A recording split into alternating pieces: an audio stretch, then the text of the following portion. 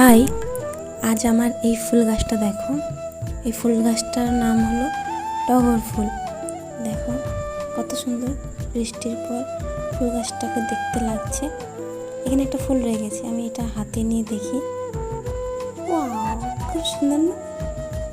এই দেখো কি অবস্থা, যেন মনে হচ্ছে শিউলি ফুল পড়ে আছে। পুরো শিউলি ফুলের মতো সব ছড়িয়ে পড়ে আছে। তোমাদের কাদের বাড়িতে টগর ফুলের গাছ আছে কমেন্ট করবে। বাই বন্ধুরা।